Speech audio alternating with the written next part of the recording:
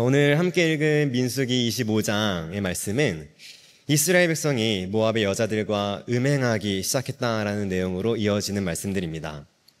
이 일이 일어나게 된 배경에 모압 왕 발락과 그의 뇌물을 받은 발람이라는 자가 있습니다. 발람은 하나님의 음성도 듣고 하나님께 묻기도 하는 어쩌면 의로운 자로 보일지 모르겠으나 성경은 그를 불의의 삭슬 사랑하는 자, 뇌물을 받고 하나님의 백성 이스라엘을 저주하는 자, 어그러진 길로 가는 자라고 보고 있습니다. 발람에게 뇌물을 주어서 하나님의 백성 이스라엘을 저주하려 했던 발락은 그 당시에 모압의 왕이었습니다. 이 모압은 아브라함의 조카 롯이 언약의 땅을 향하여 가는 길에서 벗어난 곳에서 두 딸과 음행하여 낳은 자손 모압과 암몬 중에 하나입니다. 결국 이들은 이스라엘을 괴롭히고 그들도 언약에서 떠나 음행하게 만드는 악한 민족이 된 것입니다. 모압 왕 발락이 하나님께서 함께 하시는 이스라엘 백성을 저주하기 위해서 발람을 부릅니다. 그러나 하나님께서는 발람의 입술을 통해 이스라엘을 오히려 축복하십니다. 하나님의 신실하심이 대적의 원수의 저주로부터 이스라엘을 보호하시는 것입니다. 이 발락은 그 이름의 뜻을 자세히 살펴보면 히브리어로 세 단어로 되어 있는데 베이트라는 단어와 라메드라는 단어 그리고 코프라는 단어로 되어 있습니다.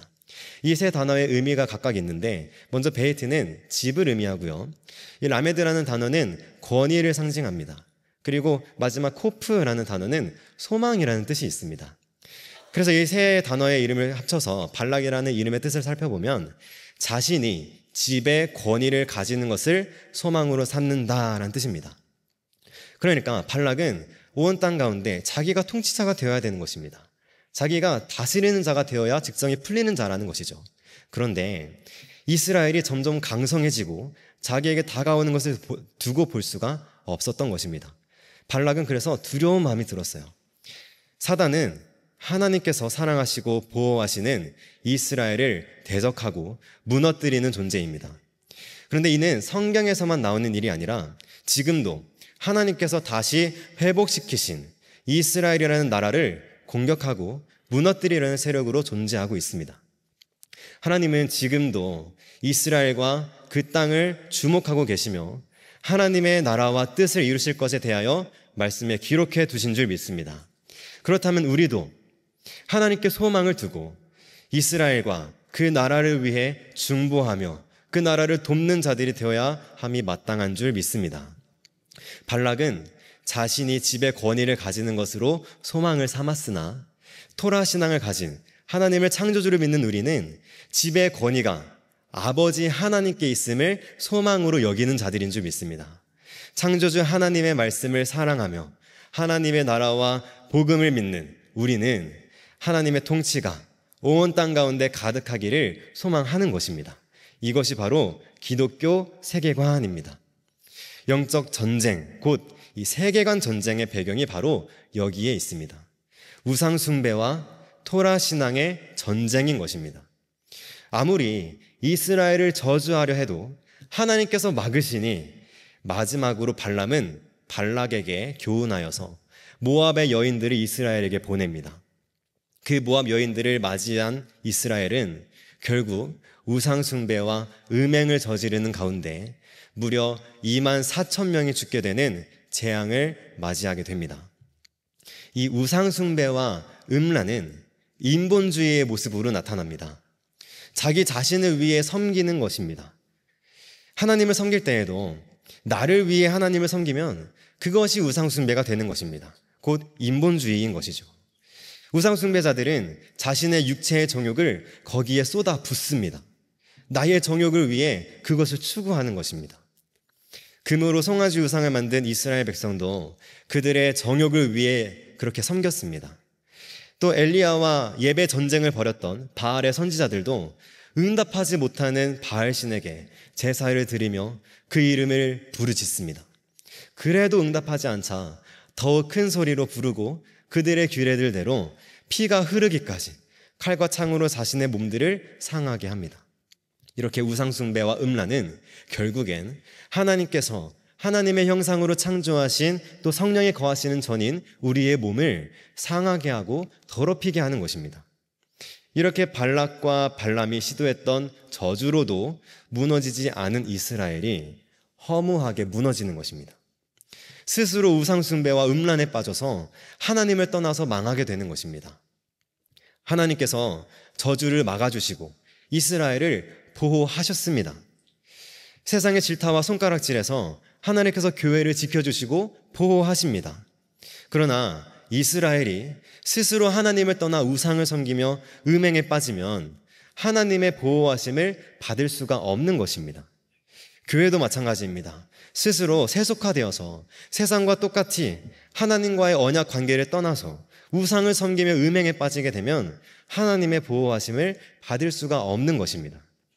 앞으로 교회는 이것을 더욱 주의해야 합니다.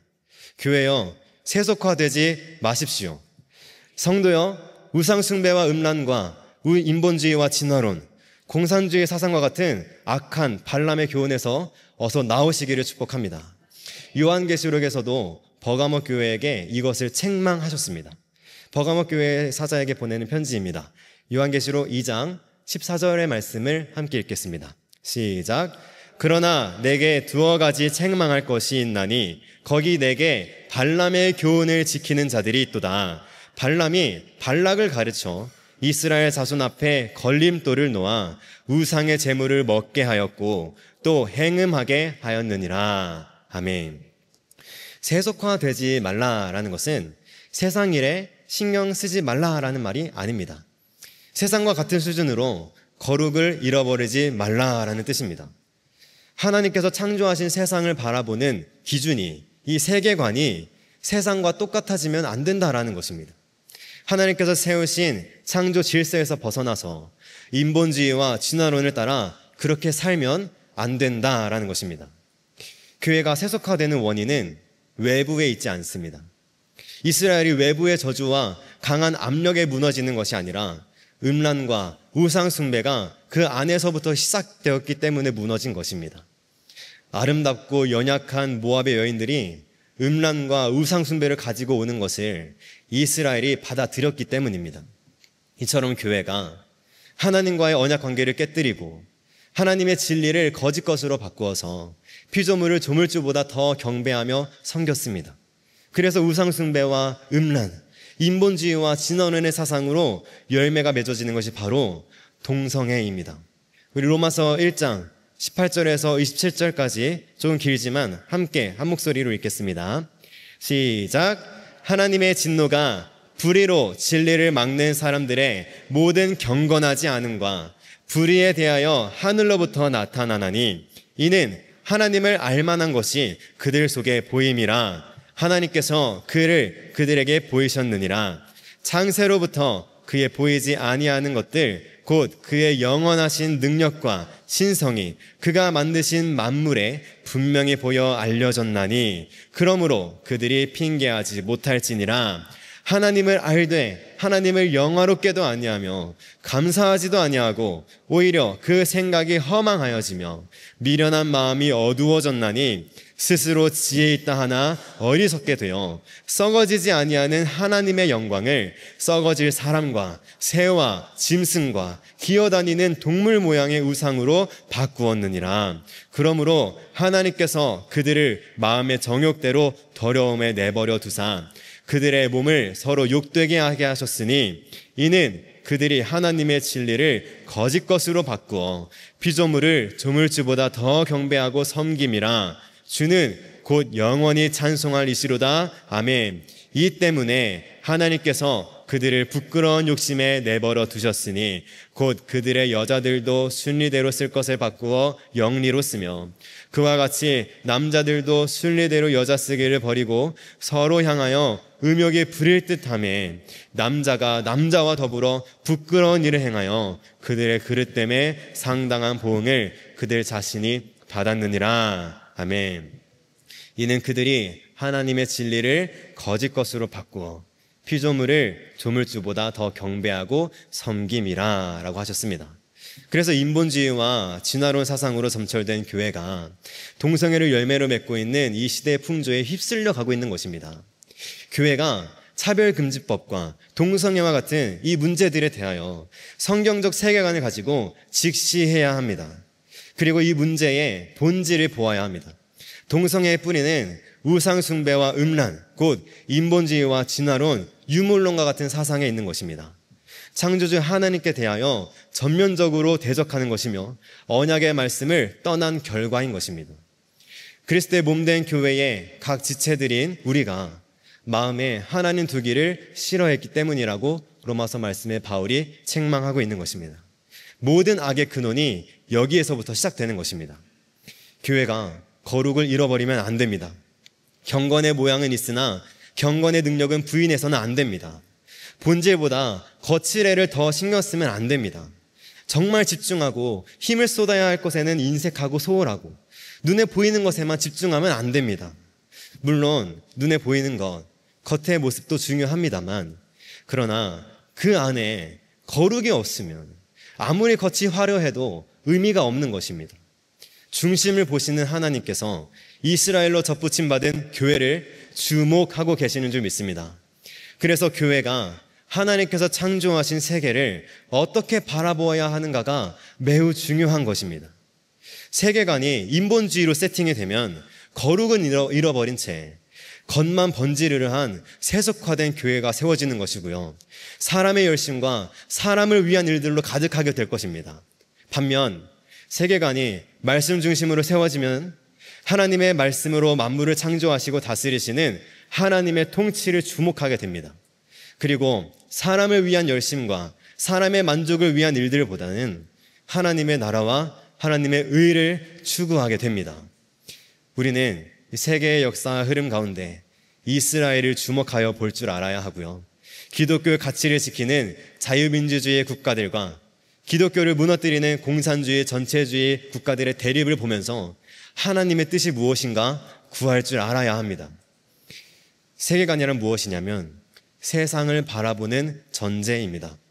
즉 하나님께서 창조하신 피조 세계를 어떻게 바라보고 어떻게 해석할 것인가의 문제라는 것입니다.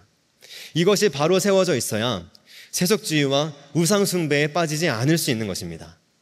하나님께서 창조하신 피조 세계를 하나님의 말씀 중심으로 바라보고 성령의 조명하심 가운데 말씀으로 해석할 수 있어야 미혹되지 않고 굳게 지킬 수 있는 것입니다. 이렇게 말씀 중심으로 우리의 신앙을 더 견고히 세워가시기를 축복합니다. 이때 중요한 것이 우리가 흔히 사용하고 있는 용어들에 대한 정의를 성경적으로 다시 세워보는 것입니다.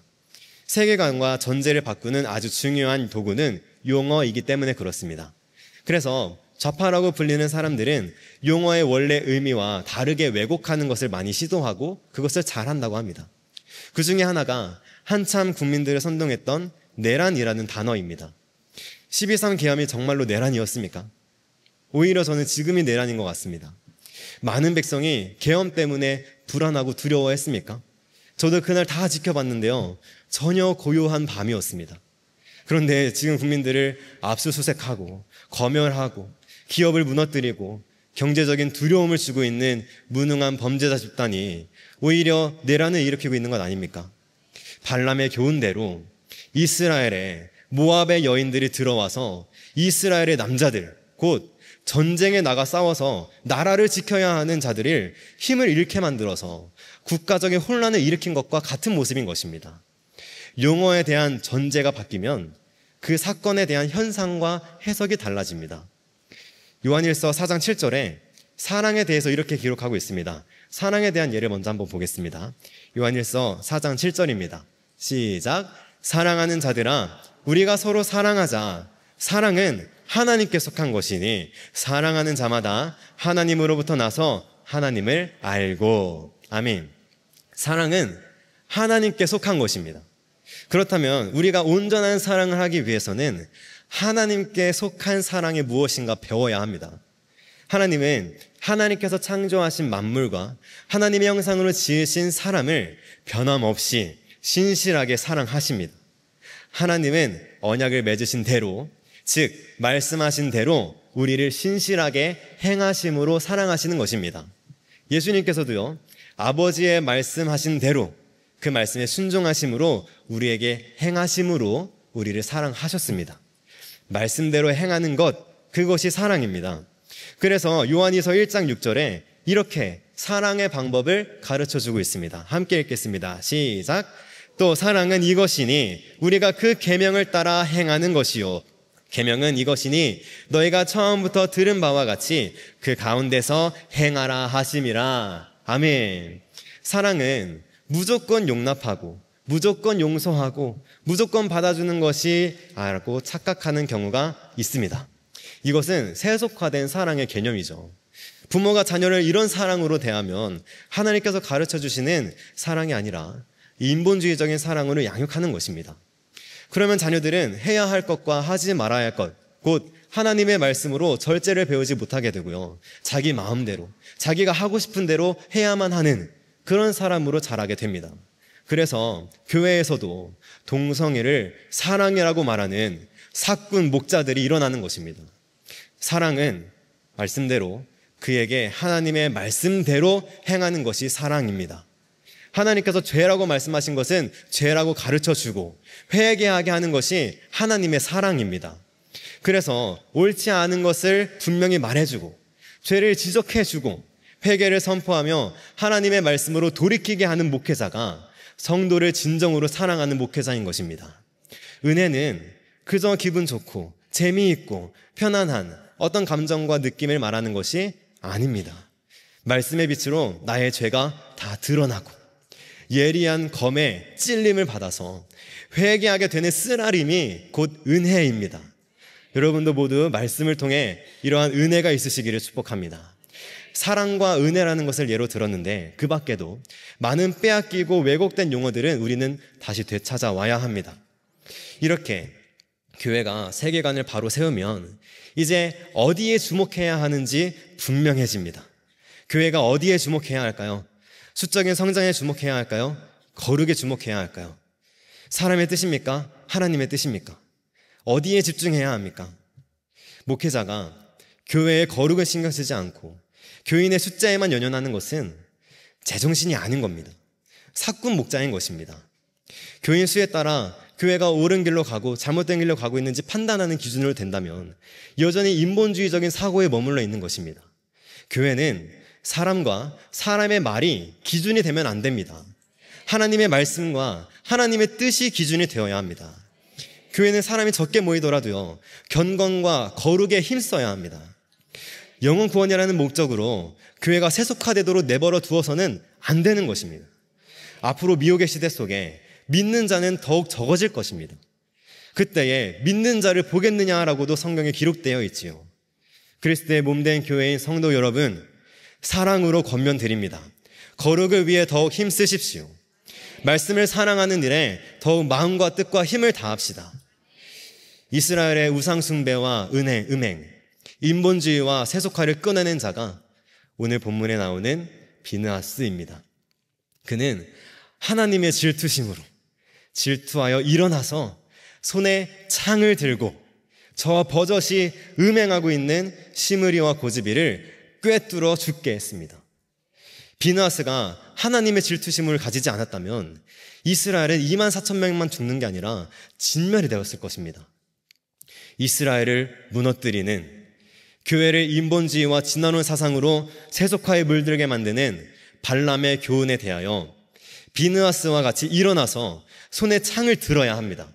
가만히 있으면 안 되는 것입니다. 하나님의 질투심은 하나님의 백성 이스라엘을 사랑하시는 마음입니다.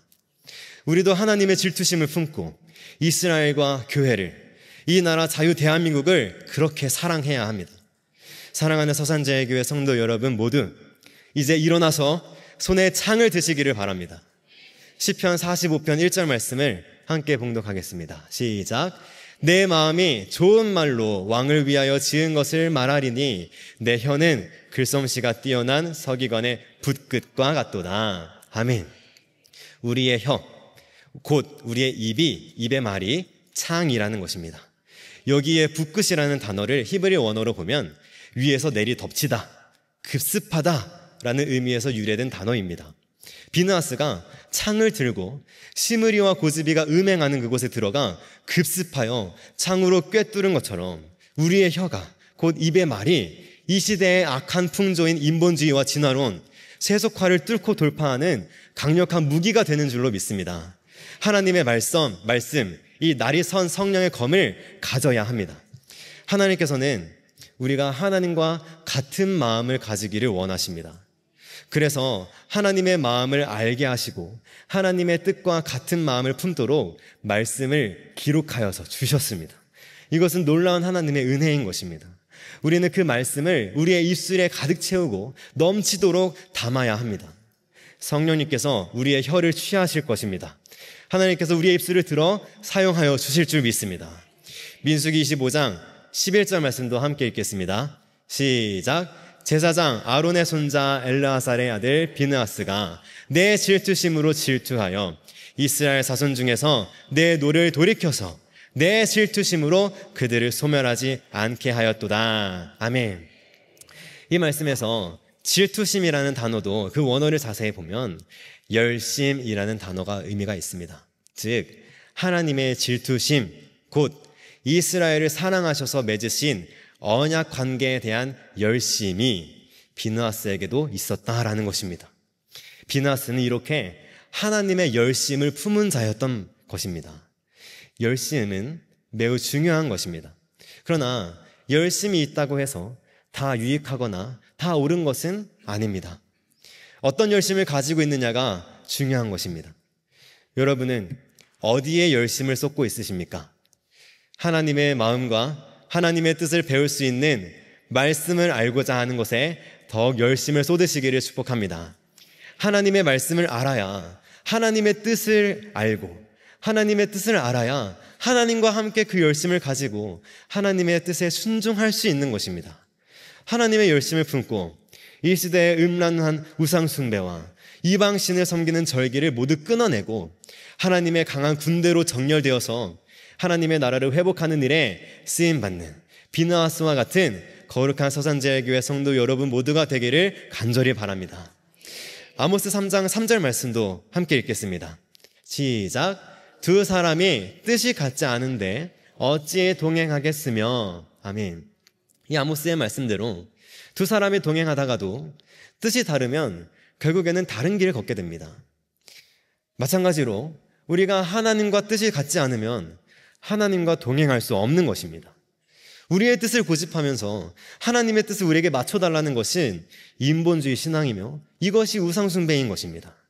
오히려 우리는 하나님의 뜻을 구하는 가운데 나의 모든 것을 하나님께 맞추어야 합니다. 비느하스가 이렇게 하나님의 질투심, 하나님의 열심을 품은 것입니다. 그래서 하나님의 백성 이스라엘 가운데 우상숭배와 음란이 끊어질 수 있었던 것입니다. 날마다 하나님의 뜻을 더욱 추구하시기를 바랍니다. 사무엘상 말씀에 보면 비느하스와 동명이인이 등장합니다. 누군지 아십니까? 엘리의 두 아들 홈니와 비느하스 가운데 한 명입니다. 민수기에 나오는 이 아론의 손자 비느하스는 제사장이었습니다. 엘리의 아들 비느하스도 동일하게 제사장입니다. 하지만 하나님의 열심을 품고 창을 들어 이스라엘에게서 죽음의 권세를 끊어내었던 비느하스와 달리 엘리의 아들 비느하스는 여호와를 알지 못하는 제사장이었다고 성경은 증언하고 있습니다. 우리 사무엘상 2장 12절 말씀을 함께 읽겠습니다. 시작. 엘리의 아들들은 행실이 나빠 여호와를 알지 못하더라. 아멘. 그래서 여호와를 섬기는 제사를 멸시하였고요, 음란하게 행하며 여호와께 악을 행하였습니다. 결정적으로 그는 이 여호와의 언약궤를 지키지 못하고 블레셋에게 빼앗겨 버렸습니다.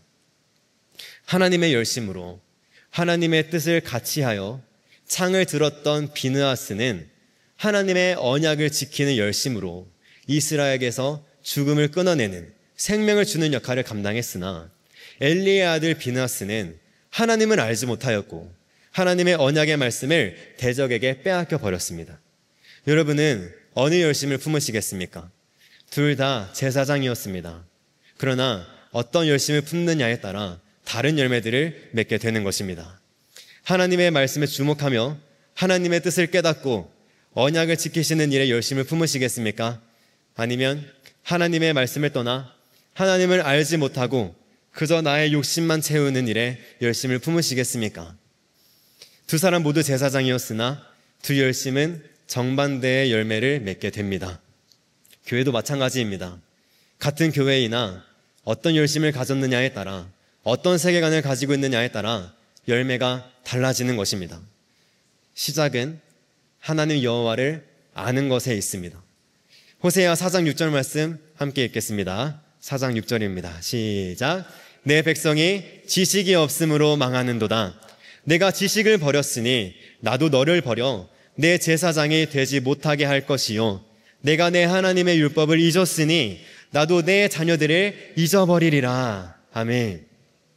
하나님께서 호세아 선지자를 통해 이스라엘 백성과 그 제사장들의 음행과 우상숭배에 대하여 강하게 책망하시는 말씀들입니다. 인본주의와 진화론, 공산주의와 유물론 사상에 물들어서 하나님의 율법을 잊어버린 자들, 하나님을 아는 지식이 없어서 백성이 망하게 되는 것입니다. 하나님을 알고자 하나님의 말씀을 주목하는 자들에게는 성령님께서 하나님의 뜻을 깨닫게 해주십니다. 그리고 하나님의 열심을 함께 품게 하십니다. 그러나 사실 여기까지는 누구나 다 할 수 있습니다. 이제 중요한 것은 하나님께서 가르쳐 주시는 말씀대로 순종하는 것입니다. 우리도 비느하스가 손에 창을 들고 하나님의 말씀에 온전히 순종하였던 것처럼 손에 말씀의 검을 들고 하나님의 말씀에 온전히 순종하는 자들이 되어야 할 줄 믿습니다. 하나님께서 저와 여러분을 통해 이 땅에 만연한 인본주의와 진화론, 공산주의와 같은 발람의 교훈을 꿰뚫어 주시고 하나님의 언약을 성취하실 것이며 언약 백성 보호하여 주실 줄 믿습니다. 하나님의 말씀을 더욱 사랑하는 일에 마음과 뜻과 힘을 다하시고 말씀 중심 세계관으로 세상의 일들을 바라보는 여러분 모두가 되기를 간절히 축복합니다. 아멘. 우리 이 시간 함께 이 말씀을 가지고 나라를 위해, 교회를 위해 함께 통성으로 기도하고 마치면 좋겠습니다. 발람의 교훈을 따라서 인본주의와 진화론, 또 유물론과 공산주의 사상으로 교회가 세속화되지 않게 하여 주시옵소서. 말씀 중심 세계관을 가지고 하나님께서 아름답게 창조하신 세계를 바라보는 가운데 하나님의 뜻과 하나님의 열심을 품는 교회가 되게 하여 주시옵소서.